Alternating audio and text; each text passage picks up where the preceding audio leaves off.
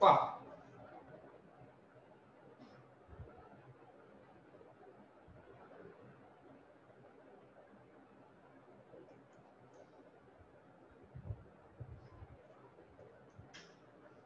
कालपर्यंत आपले समहक्क भागाची आपण व्याख्या पाहिली होती, वैशिष्ट्य पाहून घेतले होते. आता पाहायचंय आपल्याला अग्रहक्क भाग म्हणजे काय, अग्रहक्क भागांची वैशिष्ट्ये. पहा एक्झाम मध्ये या धड्यामधून खूप महत्त्वाचे प्रश्न विचारले जातात. जसं प्रश्न विचारला जाऊ शकतो समहक्क भाग म्हणजे काय, समहक्क भागांची वैशिष्ट्ये स्पष्ट करा. किंवा प्रश्न विचारला जाऊ शकतो अग्रहक्क भाग म्हणजे काय, अग्रहक्क भागाची वैशिष्ट्ये स्पष्ट करा. किंवा अग्रहक्क भागाचे प्रकार स्पष्ट करा. असे काय विचारले जाऊ शकतात, तो तुम्हाला प्रश्न विचारले जाऊ शकतात. तर लक्षात घ्या या प्रश्नांची आपल्याला काय करायला पाहिजे, तयारी आपण करायला पाहिजे. आणि इथं ते उत्तर आहेत. काय सांगितलंय, अग्रहक्क भाग या भागांना काही विशेष सवलती व अग्रक्रम हक्क असतात. असे भाग समहक्क भागांना नसतात. अग्रहक्क भागांचे विशेष असे कोणते हक्क आहेत पहा, लाभांश देण्याच्या वेळी यांचा अग्रक्रमाने विचार केला जातो. मी याच्यापूर्वीच सांगितलं तुम्हाला, अग्रहक्क भाग म्हणजे असे भाग ज्यांना लाभांश वाटपात काय दिला जातो, अग्रक्रम दिला जातो. सर अग्रक्रम दिला जातो म्हणजे काय, जेव्हा केव्हा कंपनीला नफा होईल तेव्हा कंपनी काय करते, पहिले त्या नफ्यातून अग्रहक्क भागधारकांना एक ठराविक दराने लाभांश देते आणि त्यानंतर काही उरलं तर त्याच्यातून कोणाला दिलं जाईल, सामान्य भागधारकांना दिलं जाईल. आणि दुसरा अधिकार काय त्यांना किंवा अग्रक्रम कुठे दिला जातो, कंपनीच्या विसर्जनाच्या वेळी भाग भांडवलाच्या परतफेडीसाठी यांचा अग्रक्रमाने विचार केला जातो. म्हणजे दोन जागी यांना अग्रक्रम दिला जातो. कशा कशामध्ये, एक पहा काय सांगितलंय, यांना कुठं कुठं अग्रक्रम दिला जातो लक्षात घ्या. पहा हे अग्रहक्क भागधारक आहे,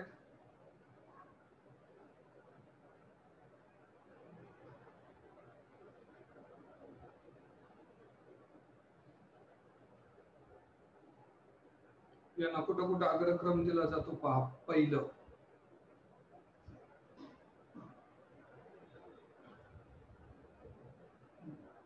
लाभांश वाटपात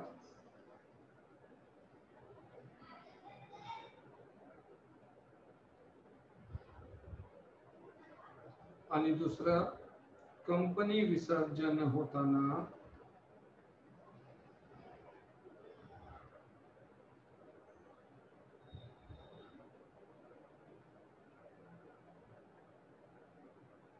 भांडवल परतफेडीत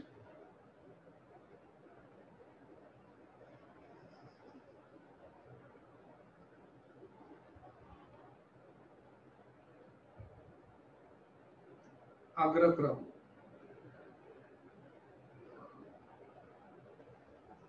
आणि लाभांश वाटत आहे त्यांना काय दिलं जातं, अग्रक्रम दिला जातो.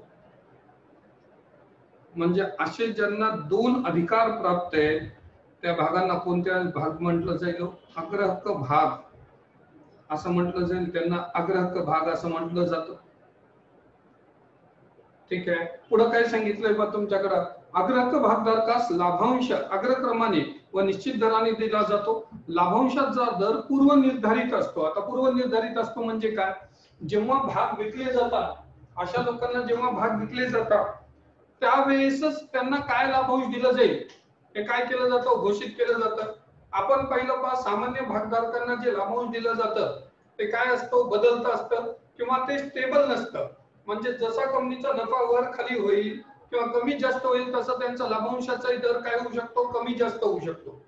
पण लक्षात घ्या अग्रहक्क भागधारकांना जो लाभांश दिला जातो तो लाभांश काय असतो, हा स्थिर दराचा असतो. आणि हे स्थिर दर कधी निश्चित केलं जातं सर, जेव्हा यांना अग्रहक्क भाग विकले जातात अग्रहक्क भागधारकांना तेव्हाच त्यांचा लाभांश घोषित केलं जातं.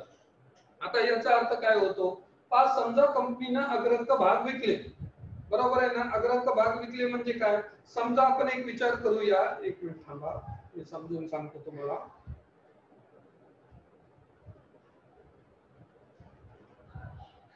पहा मी सांगितलं तुम्हाला, समजा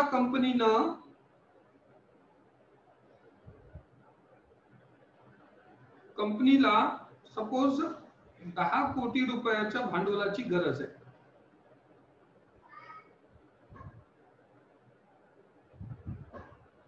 आता याच्यातून कंपनीनं 6 कोटी रुपये सामान्य भाग विकून जमा केले.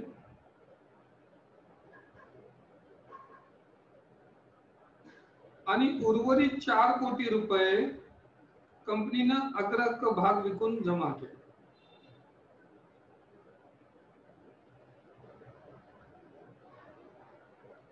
ठीक आहे. आता जेव्हा यांना अग्रहक्क भागधारकांना 4 कोटीचे भाग विकले जातात, तेव्हाच कंपनी काय म्हणते, आम्ही तुम्हाला 7 किंवा 7.5% न आम्ही तुम्हाला काय देऊ, तुम्हाला याच्यावर कंपनी काय म्हणते, तुम्हाला 7 किंवा 7.5% लाभांश दिलं जाईल. म्हणजे जेव्हा हे भाग विकले जातात त्याच वेळेस कंपनी काय डिक्लेअर करते पहा, त्याच वेळेस कंपनी लाभांश सांगून टाकते की किती टक्क्यानं लाभांश दिलं जाईल. याचा अर्थ काय होतो, तुम्ही जर पाहिलं तर सामान्य भागधारकांना लाभांशाचा दर हा असा असतो, आपण पाहिले बदलता असतो, पण यांना लाभांशाचा दर स्थिर असतो, तो कुठेही बदलत नाही. एकदा यांना 7% चा जर प्रॉमिस असेल तर ते जेवढे वर्ष कंपनीकडे किंवा जेवढे वर्ष ते कंपनी सोबत भागधारक म्हणून राहतील त्यांना कंटिन्युअसली त्याच दराने काय मिळेल, लाभांश दर मिळेल. पण तुम्ही जर पाहिलं तर सामान्य भागधारकांना कधी 5%, कधी 10%, कधी 0%, कधी 10%, परत 0, कधी 5%, कधी 7%, असं वेगवेगळ्या दराने त्यांना काय होऊ शकतो, लाभांश दिला जाऊ शकतो. पण अग्रहक्क भागधारकांना काय असतो, स्थिर दराने लाभांश असतो. ठीक आहे. पुढे काय सांगितलेलं आहे पहा तुमच्याकडे, मी त्या दिवशी तुम्हाला स्टोरी समजून दिली होती दोन भावाची. एक भाऊ म्हणतो की मला दरवर्षी 50,000 रुपये शुअर शॉट मिळायला पाहिजे, नफा हो न हो मला किती मिळायला पाहिजे, 50,000 रुपये. नफा कमी झाला तरी मला 50,000 रुपये मिळायला पाहिजे. पण याच्यात तुम्ही जर पाहिलं सामान्य भागधारक, तसे दुसरा भाऊ म्हणतो का की मला काही फिक्स पर्सेंटेज पाहिजे नाही. तर इथेही तसंच आहे. हे भागधारक जेव्हा कंपनीमध्ये गुंतवणूक करतात तेव्हा सांगतात की भाई आम्हाला लाभांश किती मिळेल, कंपनीला सांगावं लागतं की तुम्हाला एवढे टक्के लाभांश मिळेल आणि त्या टक्क्यानं तुम्हाला कंटिन्युअसली त्यांना काय देत राहावं लागतं, लाभांश देत राहावं लागतं. पुढे काय सांगितलं पहा, या भागधारकांना मतदानाचा सर्वसाधारण हक्क नसतो, परंतु ज्या मुद्द्यावरील निर्णयाचा अग्रहक्क भागधारकांच्या गुंतवणुकीवर थेट परिणाम होऊ शकतो, तुम्हाला एसी लावा, थेट परिणाम होऊ शकतो, अशा मुद्द्यावर हे मतदान करू शकतात. स्पष्ट सांगितलंय, अशा भागधारकांना मतदानाचा हक्क नसतो. बरोबर आहे. पण ज्या मुद्द्यावरील निर्णयाचा यांच्या गुंतवणुकीवर थेट परिणाम होऊ शकतो त्याच्यावर हे मतदान करू शकतात. आता याचं उदाहरण काय, समजा त्यांना अग्रहक्क भाग विकताना आपण सांगितलं तुम्हाला व्याज आम्ही 7.5% देऊ, 7.5% रेट ऑफ इंटरेस्ट तुम्हाला मी डिव्हिडंड देऊ किंवा लाभांश देऊ. आता ते कंपनीला वाटते की ते लाभांशाचा दर कमी करावा, 7% करावा किंवा 6% करावा. तर अशा वेळेस त्यांना आपण लाभांश किती सांगितलं होतं, 7.5% सांगितलं होतं, आणि आता आपण किती द्यायचा विचार करतोय, 6%, म्हणजे 1.5% त्यांचं नुकसान होणार आहे. तर अशा वेळेस त्यांना बोलवणं आणि त्यांचं मतदान घेणं गरजेचं आहे. पुढे काय सांगितलं, उदाहरणार्थ त्यांच्या हक्कामध्ये बदल केल्यास अथवा कंपनीची विक्री इत्यादी संदर्भात त्यांना मतदान करता येते. अग्रहक्क भागधारक हे कंपनीचे सहमालक आहेत पण ते कंपनीचे नियंत्रक नाही. ते सहमालक आहेत पण ते नियंत्रक नाहीत. ते नियंत्रक नाहीत म्हणजे ते संचालक मंडळाची नेमणूक करू शकत नाही, बरोबर आहे ना. ते कंपनीच्या वार्षिक सर्वसाधारण सभेत हजर राहू शकत नाही, तिथं मतदान करू शकत नाही. म्हणजे त्यांना जे सामान्य भागधारकांना ते अधिकार आहेत ते अधिकार यांना नाहीये. ठीक आहे. पुढे काय सांगितलं पहा, या प्रकारचे भाग जे गुंतवणूकदार सावध असतात ते खरेदी करतात कारण त्यांना त्यांच्या मुद्दलाची सुरक्षितता आणि नियमित लाभांश यांची काळजी असते. तर असे भाग कोण घेतात सर, मग प्रश्न निर्माण होतो. असे भाग ते लोक घेतात जे गुंतवणुकीला घेऊन काय करतात, तो खूप विचार करतात किंवा ते रिस्क घ्यायला किंवा जोखीम पत्करायला तयार नसतात.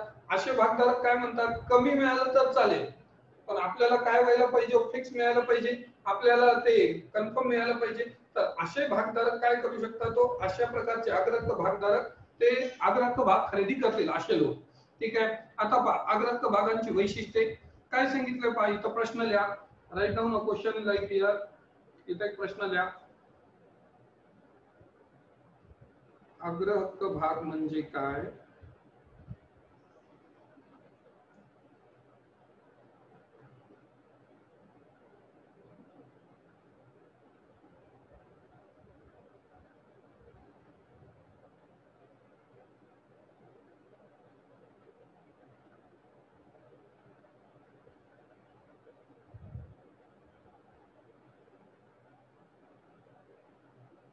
अग्रहक्क भागाची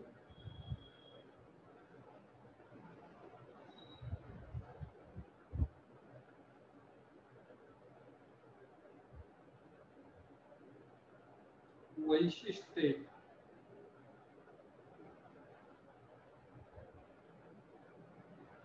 स्पष्ट करा.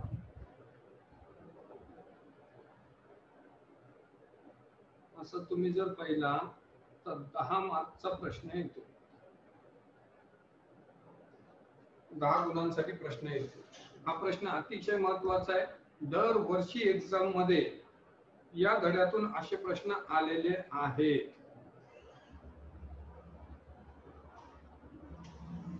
त्याचे वैशिष्ट्य आपल्याला लिहिता यायला पाहिजे. काय सांगितलं पहा आता अग्रहक्क भागाची वैशिष्ट्ये. पहिलं काय सांगितलं पहा, लाभांशासाठी अग्रहक्क. अशा भागांना लाभांश मिळवण्यात अग्रहक्क दिला जातो. लाभांश मिळवण्यात अग्रहक्क दिला जातो म्हणजे काय सर? म्हणजे कंपनी जेव्हा नफा कमवेल तेव्हा यांना सामान्य भागधारकांना लाभांश देण्याच्या पूर्वी अग्रहक्क भागधारकांना लाभांश दिला जाईल आणि तोही लाभांश स्थिर दराने दिला जाईल. ठीक आहे. दुसरा काय सांगितलंय पहा, भांडवल परतफेडीचा अग्रहक्क. आता भांडवल परतफेडीचा अग्रहक्क म्हणजे काय? जेव्हा केव्हा कंपनीचे विसर्जन होईल, सगळ्यांना पैसे देऊन झाल्यानंतर म्हणजे कंपनीचे जेवढेही कर्ज ऋणक होय त्यांचे कर्ज पूर्ण देऊन टाकले, त्यांची परतफेड केली, त्याच्यानंतर कंपनीकडे जे पैसे उरतील त्याच्यातून पहिले कुणाला दिले जातील? अग्रहक्क भागधारकांना पैसे दिले जातील आणि नंतर कुणाला दिले जातील? सामान्य भागधारकांना दिले जातील. तर त्यांना भांडवल परतफेडीचाही अग्रहक्क आहे. तिसरं सांगितलं पहा, निश्चित परतावा आहे. आता निश्चित परतावा आहे म्हणजे काय? यांना जे लाभांश दिलं जातं त्या लाभांशाचा दर मी आता समजावून सांगितलं तुम्हाला. त्यांना दिला जाणारा लाभांशाचा दर हा पूर्वनिश्चित असतो. पूर्वनिश्चित असतो म्हणजे जेव्हा यांना अग्रहक्क भाग विकले जातात त्याच वेळेस सांगितलं जातं की यांना किती टक्के लाभांश मिळेल आहे ना, 7%, 7.5%, 8% जे काही असेल ते कधी सांगितलं जातं? ज्या वेळेस यांना अग्रहक्क भाग विकले जातात तेव्हा सांगितलं जातं. काय सांगितलं? अग्रहक्क भागांना निश्चित दराने लाभांश दिला जातो. हा दर पूर्वनिर्धारित असतो, हा निश्चित रकमेच्या स्वरूपात असतो किंवा नित दराने दिला जातो आहे ना. म्हणजे काय? हा पूर्वनिश्चित असतो. जेव्हा अग्रहक्क भाग विकले जातात तेव्हाच हा दर निश्चित केला जातो. ठीक आहे. तुम्ही जेव्हा बीकॉम सेकंड इयर मध्ये येताल तुम्हाला रिडम्पशन ऑफ प्रिफरन्स शेअर नावाचा एक धडा येतो अकाउंट्स मध्ये. त्याच्यामध्ये लिहिलेलं असतात 8% रिडीमेबल प्रिफरन्स शेअर्स. काय लिहिलेलं असतं पहा, 8% रिडीमेबल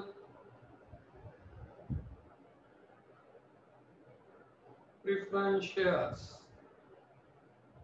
म्हणजे मराठीमध्ये आपण जर म्हणायचं असो तर 8% परतफेडीचे अग्रहक्क भाग.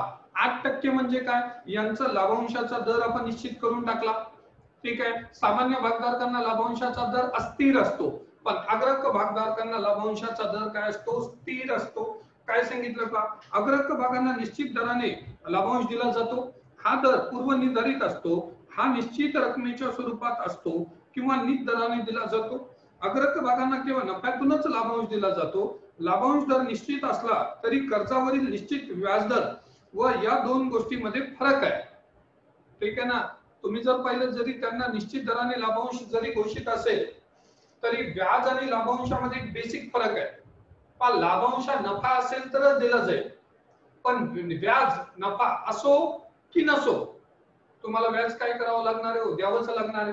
म्हणजे यांना जरी निश्चित दराने लाभांश असला तरी ते कंपनीवर जबरदस्ती करू शकतात का? तुम्ही बोले ते एखाद्या वर्षी नफा झाला नाही आणि कंपनी म्हणाली की यावर्षी आम्ही लाभांश देऊ शकत नाही, जसं सामान्य भागधारकांना म्हणते, या नाही सांगू शकते कंपनी की आम्ही तुम्हाला लाभांश देत नाही. तर हे म्हणू शकतात का किंवा कोर्टात जाऊन केस करू शकतात का की नाही नाही कंपनीने आम्हाला जेव्हा भाग विकले होते तेव्हा सांगितलं होतं तुम्हाला 8% निश्चित दराने आम्ही लाभांश देऊ. ठीक आहे. हे मांडू शकत नाही. पण कंपनीनं कर्ज घेतलं असेल आणि ते कर्जावर 8% कर्ज घेतलं असेल समजा, किंवा 10% कर्ज घेतलं असेल, त्या कर्जावरचं जे व्याज आहे ते तुम्हाला नफा हो की न हो, ठीक आहे, तुमचा व्यवसाय चालू की न चालू, तुम्ही कर्ज घेतलंय म्हणजे त्याच्यावरचं व्याज देणं तुम्हाला कंपल्सरी द्यावंच लागेल. तर व्याज आणि लाभांशामध्ये फरक समजून घ्या. पुढे काय सांगितलंय, आर्थिक संकटाच्या काळात संचालकांनी कोणतेही लाभांश न देण्याचा निर्णय घेतला तर अग्रक भागधारकांना न दिलेल्या लाभांशावर हक्क सांगता येत नाही. म्हणजे एखाद्या वर्षी नफा नसेल आणि कंपनीने लाभांश दिला नाही तर अग्रक भागधारक कंपनीवर कोणतीही जबरदस्त करू शकत नाही की आम्हाला लाभांश पाहिजेच. ठीक आहे. नंतर काय सांगितलं पाहता, भांडवलाचे स्वरूप आपण वाचलं होतं पहा, सामान्य भाग हे काय हो, कायमस्वरूपी भांडवल आहे असं सांगितलं होतं, पहिलंच वैशिष्ट्य वाचलं होतं. पण अग्रक भाग हे कायमस्वरूपी भांडवल नसतं मित्रांनो.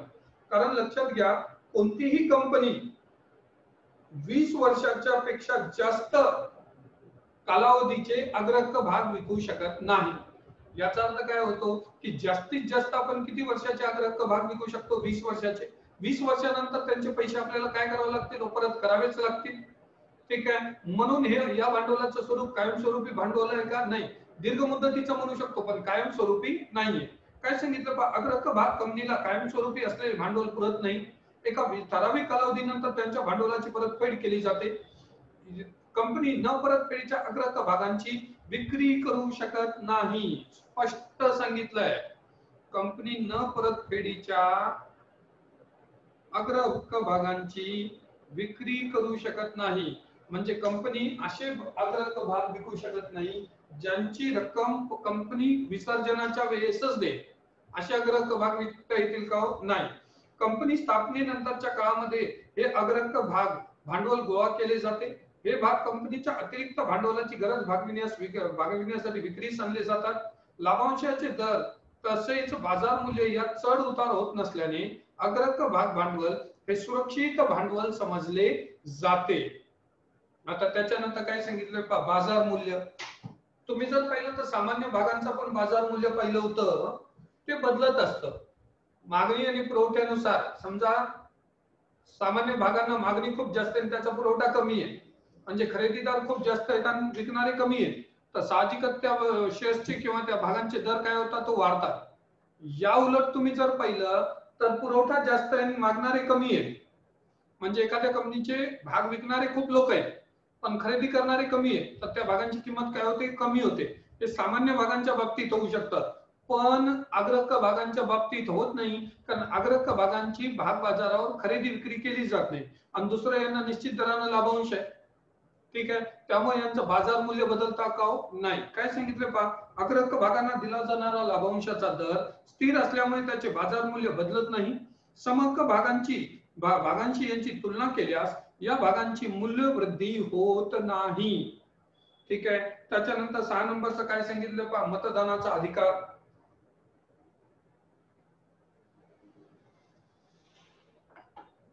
अशा भागांना मतदानाचा अधिकार नसतो. आत्ताच वर वाचलं.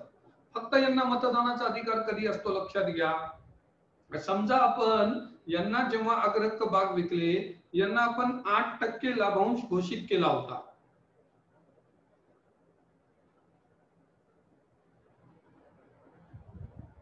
8% आपण काय घोषित केला होता, लाभांश घोषित केला होता. ठीक आहे.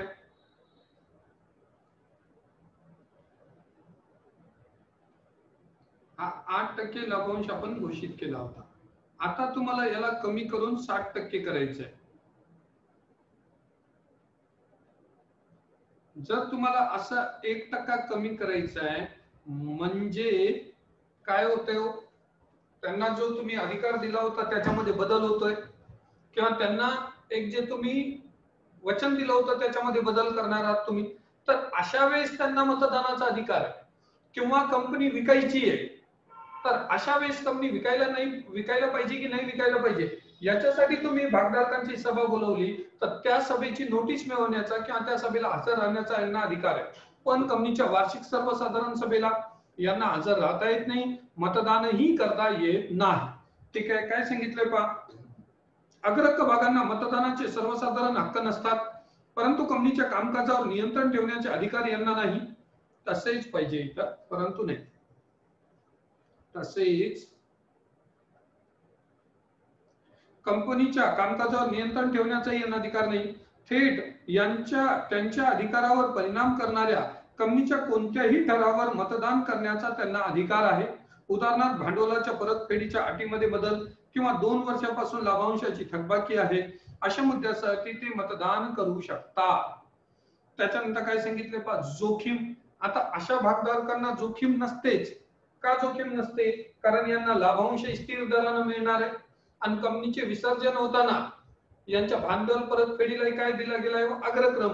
तर यांना सामान्य भागधारकांच्या तुलनेत जर पाहिलं तर यांची जोखीम काय असते? कमी असते. सावध असणारे गुंतवणूकदार साधारणपणे अग्रक्रम भागांची खरेदी करतात. भांडवलाची सुरक्षितता व निश्चित लाभांश असे 2 फायदे अग्रक्रम भागांशी निगडीत आहेत. त्यामुळे मंदीच्या काळात जेव्हा व्याजदराची सतत घसरण होत असते अशा वेळी या भागधारकांना अग्र हक्क एक वरदानच असते. नंतर काय सांगितलं आता दर्शनी मूल्य. समहक्क भागांचे दर्शनी मूल्य पहा, 100 रुपये किंवा त्याच्या पटीमध्ये असतात. सामान्य भागांचे मूल्य 10 किंवा कधी कधी तर 1 रुपये असू शकते. पण अग्रहक्क भागांचं दर्शनी मूल्य कधीही 100 रुपये किंवा त्याच्या पटीमध्ये असतील असं सांगितलंय. यांना बोनस भाग आणि हक्क भाग मिळत नाही. का मिळत नाही? कारण हे कंपनीचे यांनी रिस्क उचलली का? यांनी काय सांगितलंय, आम्हाला ठराविक दराने बोनस ठराविक दराने लाभांश द्या आणि कंपनीचे विसर्जन होताना आमचे पैसे परत द्या. तर त्यामुळं कंपनी अशा भागधारकांना अजून नवीन भाग देईल का? नाही देणार. काय सांगितलंय? अग्रहक्क भाग हे हक्क भाग आणि बोनस भाग मिळण्यास पात्र नसतात. नंतर गुंतवणूकदारांचे स्वरूप. माफक अपेक्षा असणाऱ्या गुंतवणूकदारांना हे भाग आकर्षित करतात. परिवर्तनास विरोध करणारा, सावध, भांडवलाच्या सुरक्षिततेत सारस्य असणारा, गुंतवणुकीवर स्थिर परताव्याची अपेक्षा करणारा गुंतवणूकदार अशा भागांना पसंती देतो. कळतंय का? म्हणजे असे भाग कोण खरेदी करतो? जो खूप सावध आहे, ज्याला कमी व्याजदर आलं किंवा कमी लाभांश मिळाला तरी चालेल, पण ते मिळायला पाहिजे. भांडवलाची परतफेडीची खात्री पाहिजे. असेच भागधारक काय खरेदी करतात? असे भाग खरेदी करतात असं सांगितलेलं आहे.